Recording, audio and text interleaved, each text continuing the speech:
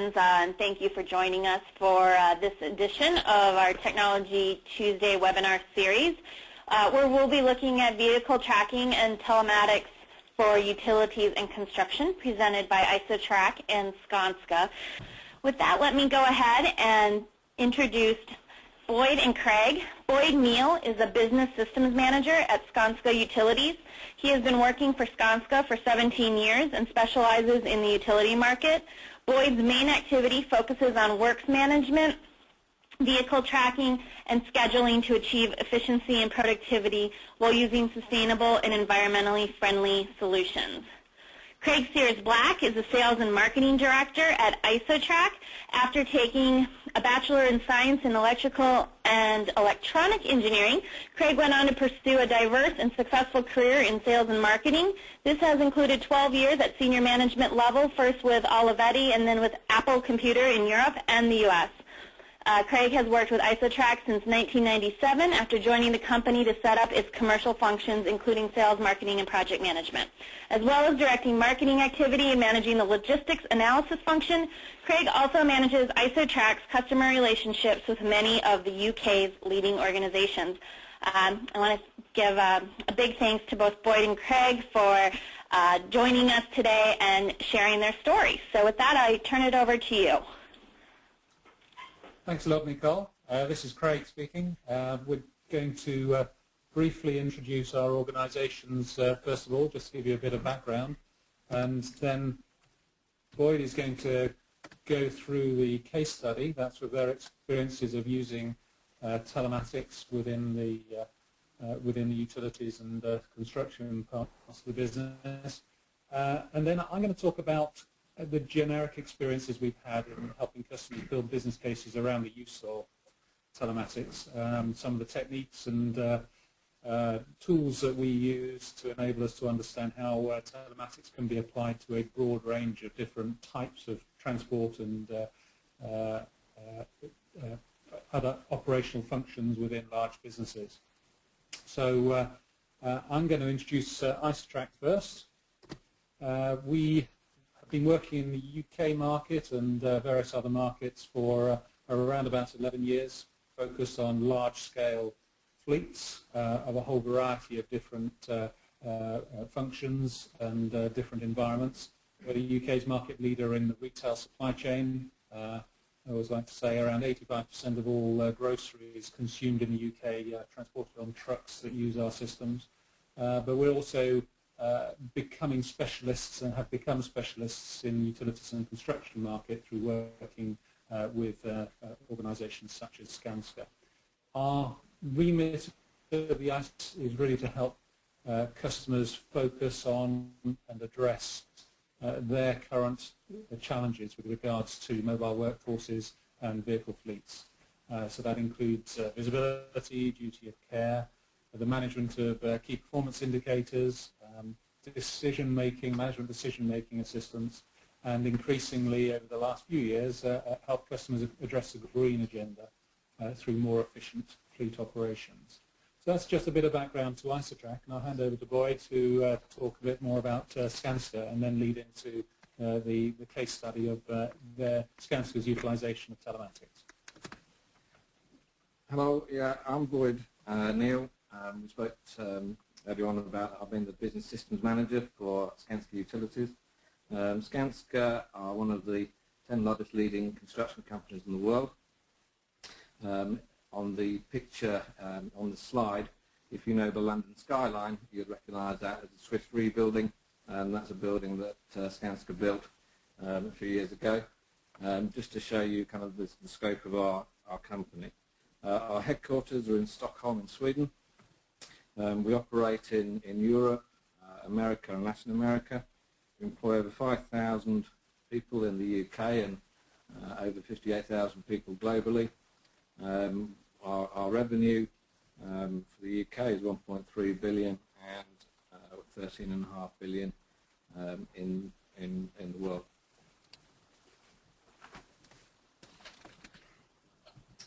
I work for the utility part of Skanska, the utility business, and we're the leading provider for the infrastructure and asset management sectors particularly in telecoms, power, gas and water.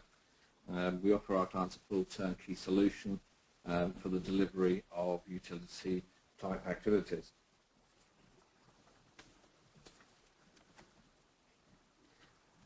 So how did we get involved with Isotrak?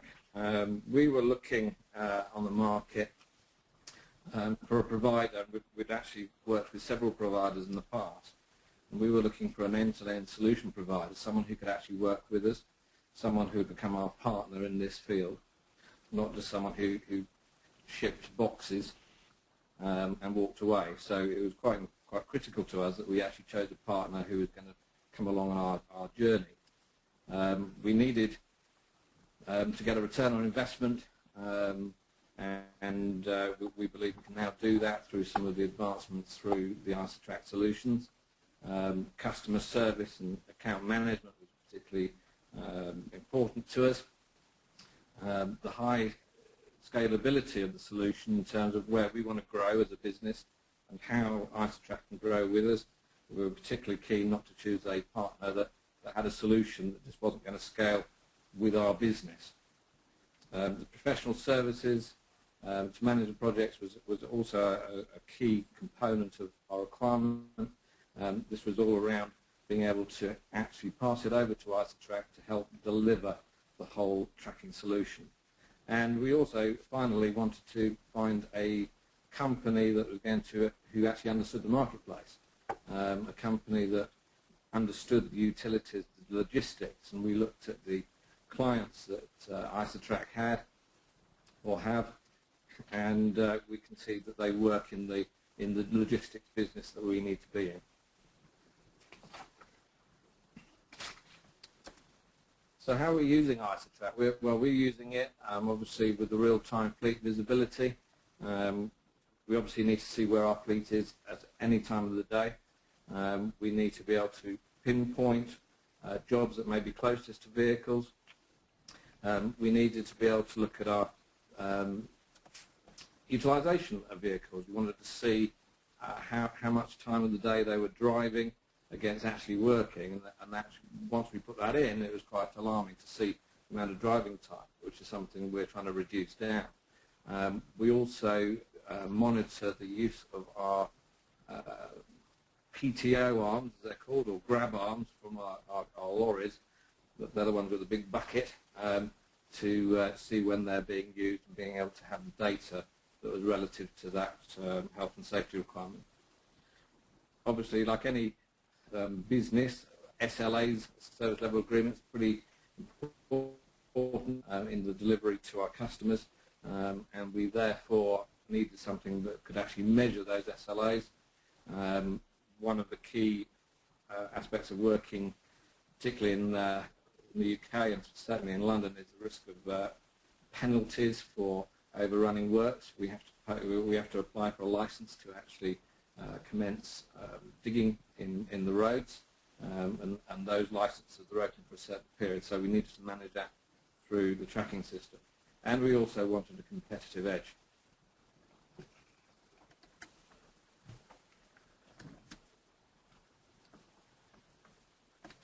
The next phase of development, where we're going, we are looking at taking our current reporting and moving into a KPI-based reporting, so we can get key performance indicators relative to the metrics that we want to measure, not necessarily what tracking solutions historically provide.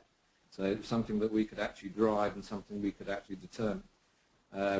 Obviously key in this green environment we work in nowadays is the CO2 reduction. Along with that comes fuel reduction, and it was something that's pretty important to us as a company.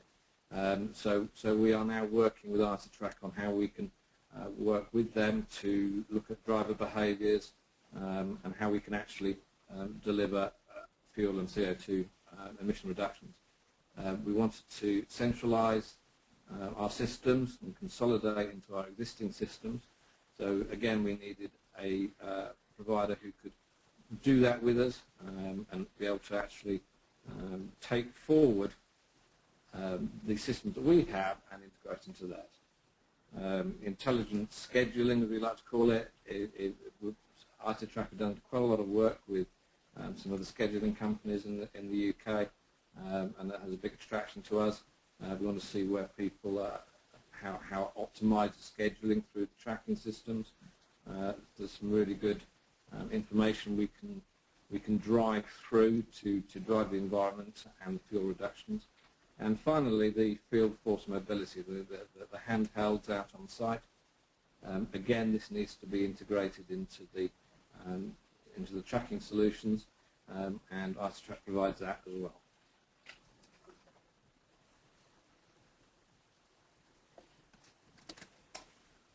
Okay, well, Boyd's just walked you through the Skanska specific use of technology, their business goals, and the way that their recent experiences and what they were looking for in a vendor. I'm going to now move on to a little more detail around how the whole thing works from the point of view of an engagement with the businesses that we engage with. So it always starts with trying to understand what the challenges are. And telematics brings to any organisation some brand new challenges, which are around the volume and the amount of information that's gathered and the type of information. It's rare, certainly in a traditional transport operation, to have real-time visibility of all of the activities, let alone exactly what each of the assets is actually doing and how it's behaving, such as in the case of understanding fuel consumption and driver behaviour. So really it's imperative to understand not just what the business goals are for introducing this new type of technology into an operation, but also how it's going to be used, the new business processes behind it. Because in most parts of the world that I visit, telematics has actually not fulfilled its potential in any way, shape or form. Tracking systems have been out and been used in a whole variety of different mobile fleets for many, many, many years. But actually what's been missing is the business context behind their use. They've been purchased as add-on systems to provide real-time visibility, but not integrated within the core processes of an organisation.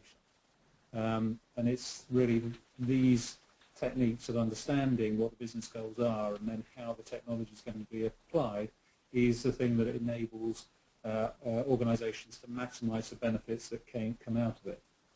So going through the slide here, so who uses information, when do they use it, and how do they use it, and defining new business processes, defining the business goals, defining the IT engagement, the IT and business systems engagement with the supplier on the delivery of the system and how it integrates and interfaces with other applications, and then the measurability, how it's going to be measured once it's in. Understanding those things is a good starting point for generating a good ROI, return on investment, from this type of activity.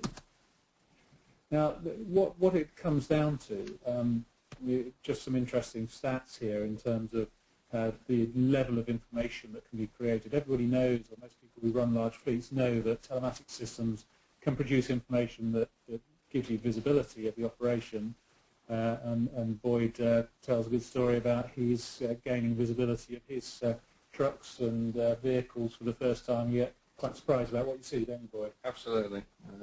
It's very interesting to see, once you put the system in, is how the data surprises you once you actually be able to actually drill down into that data and see what's happening.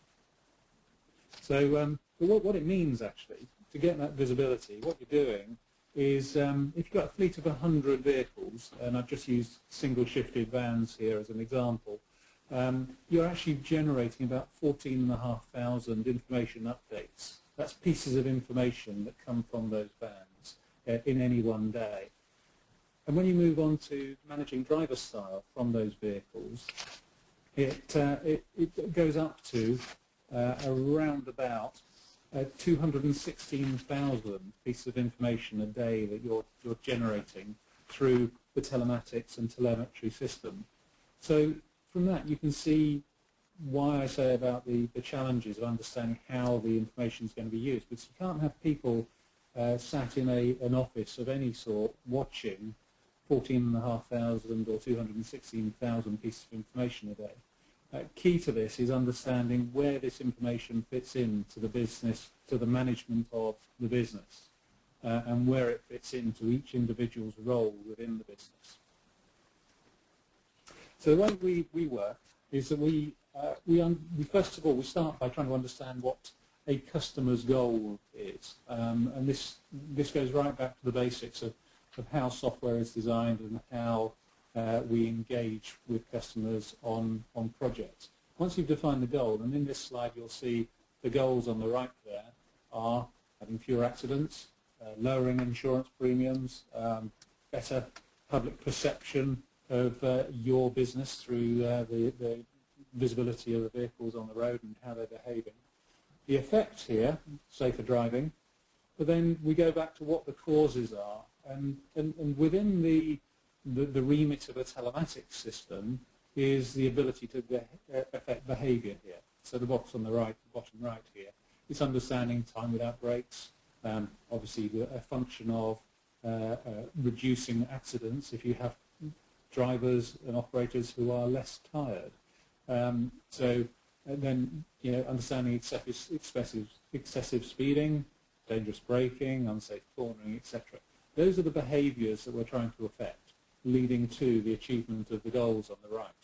But we also recognise there are elements that aren't necessarily within our control, i.e. the behaviours, in the maintenance, the load, condition of the vehicle, and the environment they're operating in. So what we do within the system design methodology is focus in on the goals, provide capabilities within the system that enables customers to achieve those goals, but take into account the wide range of potential causes.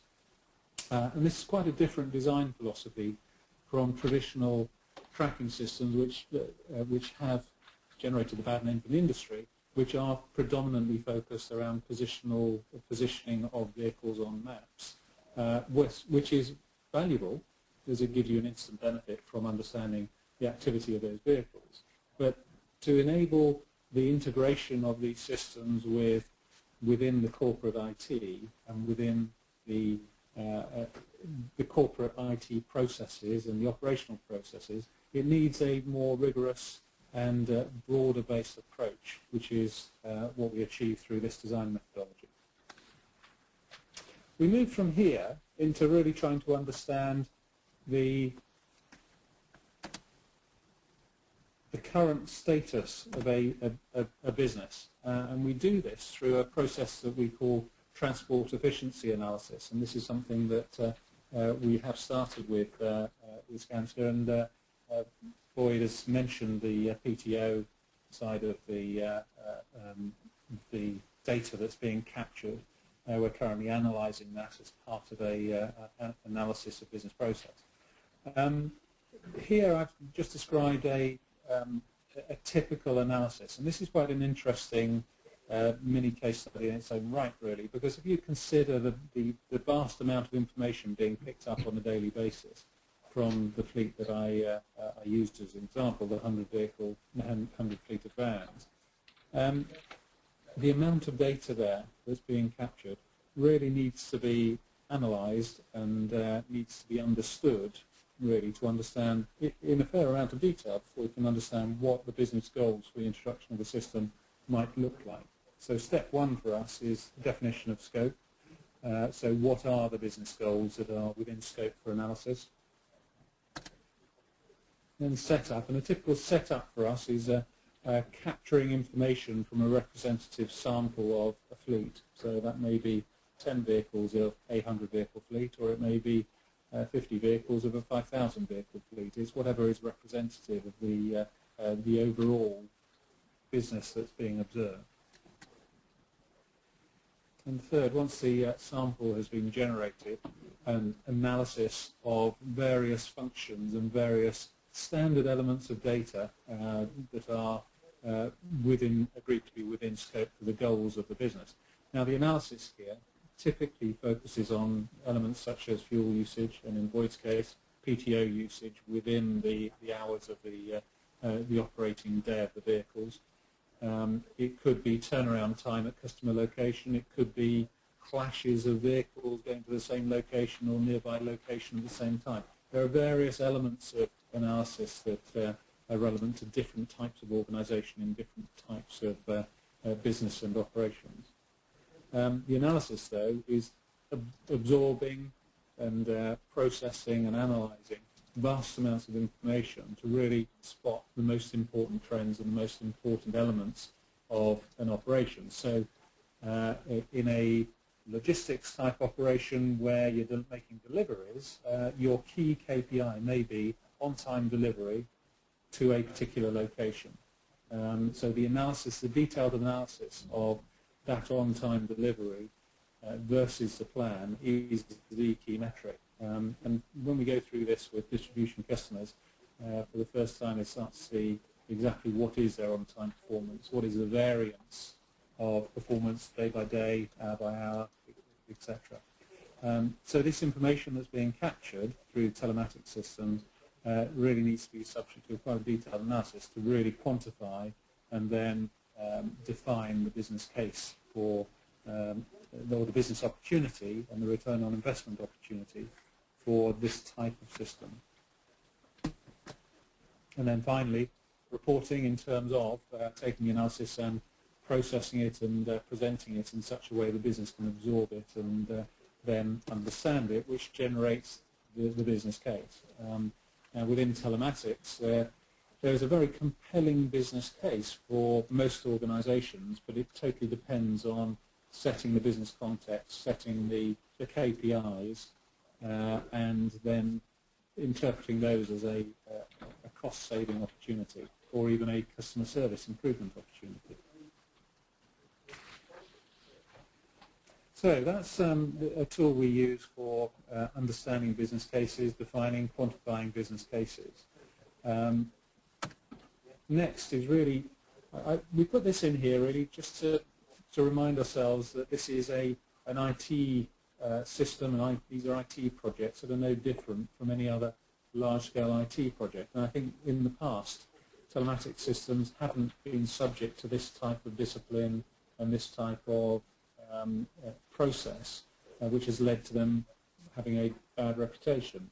Would you agree with that, Boyd, in your experience? Absolutely. Normally what happens is someone from a business unit within your organisation says we need tracking, and it is very much kind of thrown in as Craig said, as a last resort, whereas you do need to actually define through a business process to deliver that. And I suggest you actually start with what your measurements are you want to actually obtain from the system, and then you build backwards to actually agree the business objectives to actually get there.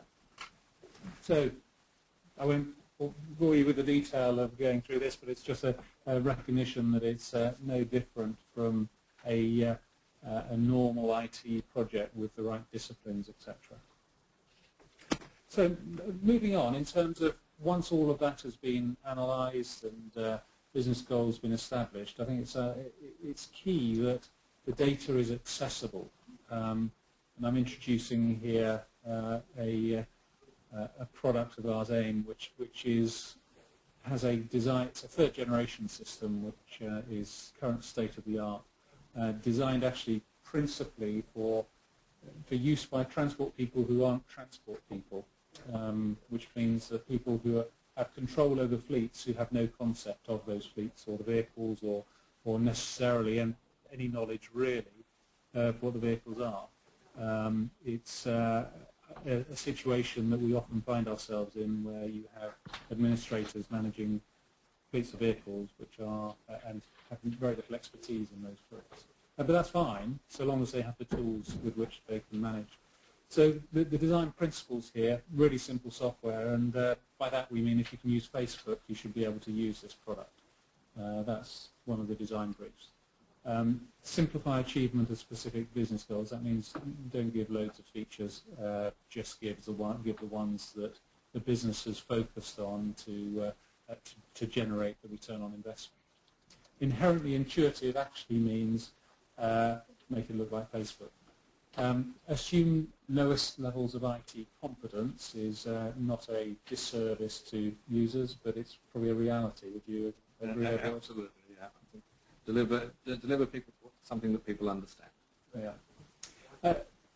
Then moving on to more important longer-term features, such as shared visibility between fleets, in recognition that the fleet of vehicles that you are in control of is not necessarily the universe of your interest if you're managing customer service or you're managing the delivery of a specific job. And then finally, flexibility to enhance and grow, and this is what Boyd was talking about in terms of internationalization, standardization across a business, and the ability to grow through in-house development and product extension. So that's not relying on the supplier to do all the work, but giving you the capacity and ability to do your own. And I just use one example screen here from AIM just to give you an idea of the concepts here. This is a typical login screen, which is a KPI dashboard, which is really representing the business goals for a particular user or a particular department, where the business has the ability to set up those KPIs with the key KPIs for that business.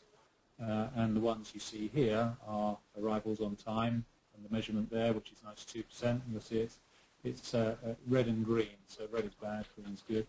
92% arrivals on time, then the next one down, 38 mpg fuel economy. Time on site, 122 minutes, that's in red, which is too long. Safe driving as a key metric, 27 points, that's good. And CO2 emissions, 197 grams, which is red. So what you have there is, in a glance, on one screen, your KPIs, which are changeable by the organisation. So that's just an example of intuitiveness and just an example of presentation and layout. Now, in today's world, in many different sectors, not just utilities and construction, but in general transport, retail, supply chains, etc., there's an inevitability towards collaboration. Mass subcontracting of work, collaboration between organisations on a specific large-scale contract, the hiring in of third-party operations and the hiring in of equipment. All of these things are critical to the success of a large-scale operation. And this is a particular area that Isotrak's been focused on over the last 3 to 5 years, actually, which is enabling that collaboration. So I just wanted to touch on this part of the use of telematics as something that really is going to come much more to the fore and become much more commonplace over the next couple of years. Now, the concept here for Skanska is collaborations, of which they have many, and these logos on the left here just show some of the partners that Skanska have. But from a telematics point of view, our objective is to enable any third-party vehicle to be visible by somebody who they're doing work for as if it was their own vehicle. So, for example, Skanska doing work for National Grid, or Skanska collaborating with Balfour Beatty, any vehicle of each party should be visible to the other when it's doing work for them. And the next slide just shows you that concept in a schematic, which shows the variety of different vehicles from different fleets and business partners on the left, and the potential visibility that can be gained or is desirable with regards to the activities of those vehicles. So on the left, 4 different fleets, and on the right, 4 different types of information or 4 different views of information that might be desirable.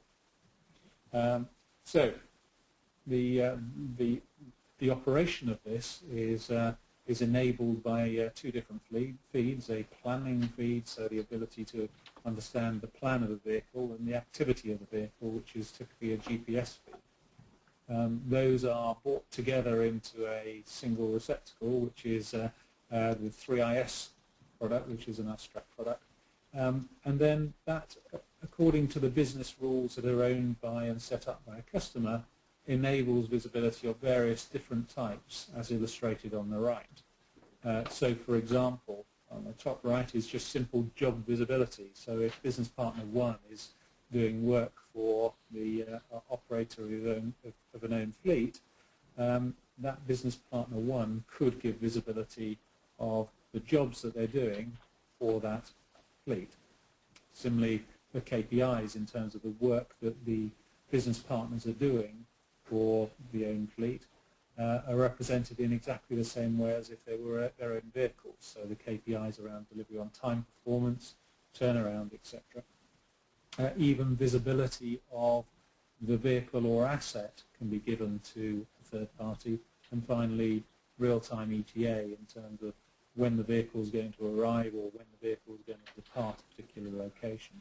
So this enables a new type of collaboration by sharing information such that you can make better use of the assets that you have and make better use of the vehicles you've got. And I think, Boyd, at some stage in the future, this is probably going to be important to Skanska, but not quite yet, I understand. Absolutely, it's certainly something we're looking at to work with our partners to bring all the data into one central place so we can have visibility and also a KPI report from the data we've received, not just from them but ourselves.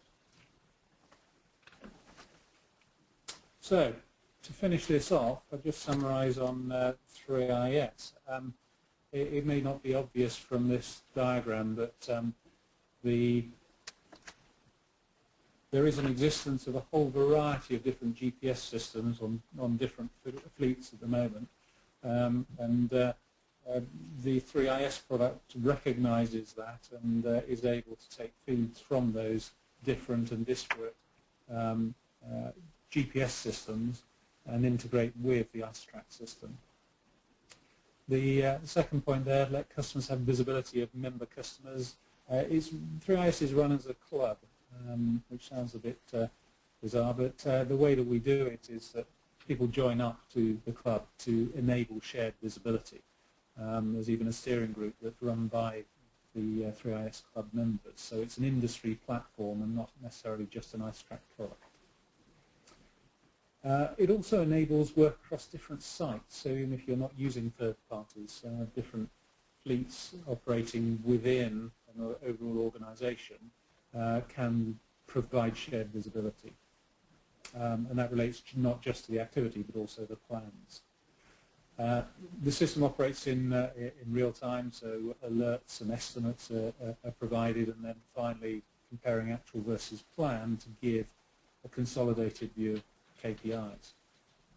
So this is something that is starting to take off, or is taking off, in a whole variety of different environments. But if you do run fleets on a subcontracted basis, the benefit of this becomes quite obvious very quickly.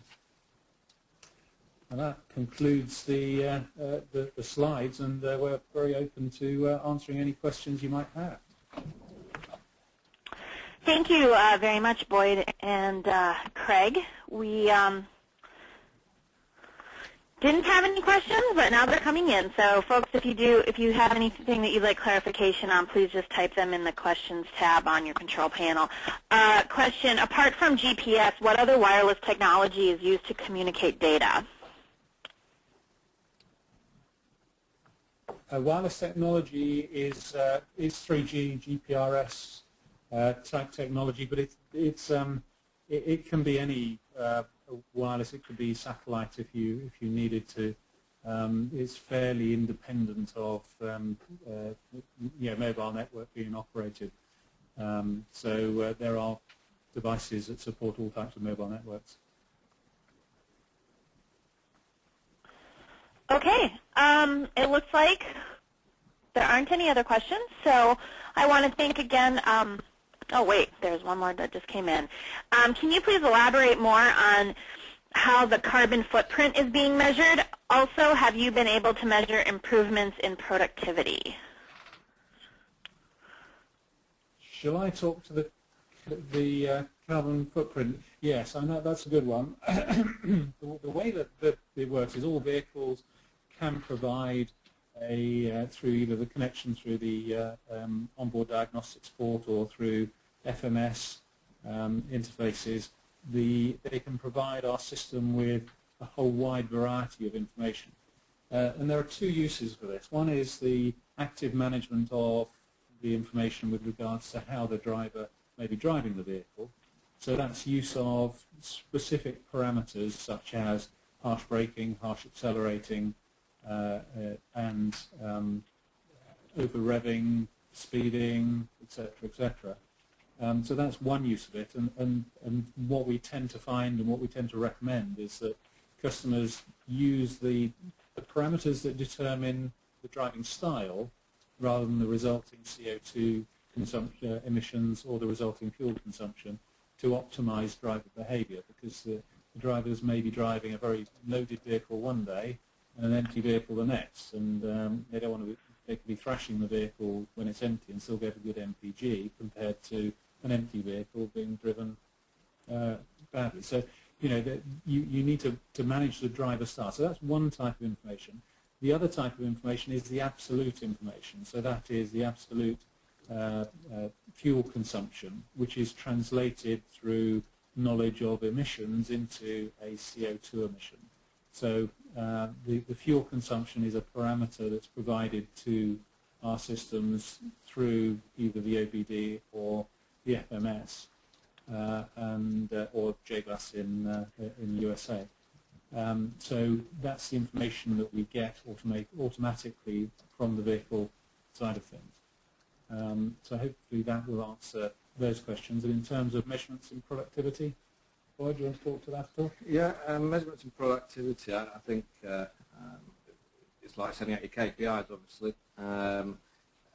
I think where Isotrak comes in the productivity thing is to do with the way you schedule your works, the way you manage the workloads, and this is not specific to Skanska, this is specific to anybody who has a logistics operation, and using the data from the vehicles to feed back and allow you to remeasure productivity based on the data you receive. So, for instance, if you allow half an hour to travel to a job or to an office or location, and the data is actually coming back at 25 minutes was travelled, you can then feed that back and start improving your productivity by using those new measures. I think I could use another couple of examples on productivity. There's a good case study on the Isotrak website, which may be interesting if somebody's interested in the actual productivity aspects, and that's Sainsbury's, who are a large UK retail organisation, but the fact that their retail doesn't really change anything. It's their methodology that's quite important there.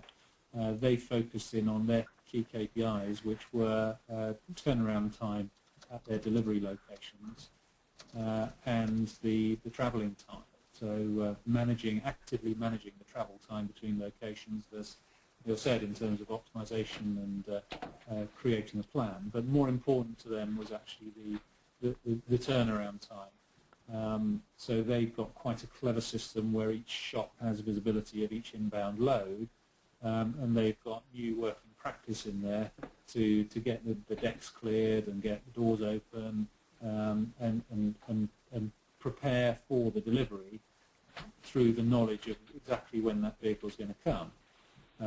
They go to the extent that alarms go off, sirens go off when the vehicle's 5 minutes away. But that sounds quite excessive, but when you consider per the case study that their productivity improvements led to something like an £8 million a year cost saving in turnaround time, you start to think that the odd alarm going off is actually worth it. So productivity for them has meant improved turnaround time. They've been entirely focused on that and got an extremely good result from their investment. So as I say, there's a resource on our website which has the Sainsbury's case study, which is quite well worth a read. Can I just Great. ask, did I answer the CO2 question sufficiently, or would you like any further elaboration? No, the person said yes, thank you. I do have a few more questions, though, that have come in. Were the driving metrics based on GPS or onboard data bus, or both? Absolutely not on GPS. We, a number of years ago, trialled those types of systems and found them really to be wholly inadequate for accurate measurement of driving style or accurate measurement of pretty much anything. There's been a large-scale rollout of such a system in the UK, which has failed dramatically, which ended in lawsuits and everything else. So we steer away from the GPS measurement of driver behaviour and focus entirely on the engine management system measurement of driver behaviour. So that's empirical data collected from the OBD, the onboard diagnostics board, or the FMS or JBus, which give you very good, accurate information. Incidentally, it's not necessarily accurate for fuel consumption, in our experience. For some reason, especially if you go to the FMS port within vehicles, and you have to ask the vehicle manufacturers why that's not wholly accurate. But in terms of the driver behaviours, that's acceleration rates, deceleration rates, gear changes, time in rev bands, etc., etc. It's wholly accurate, and as you'd expect, because it's the same information that the vehicle uses for its instrumentation.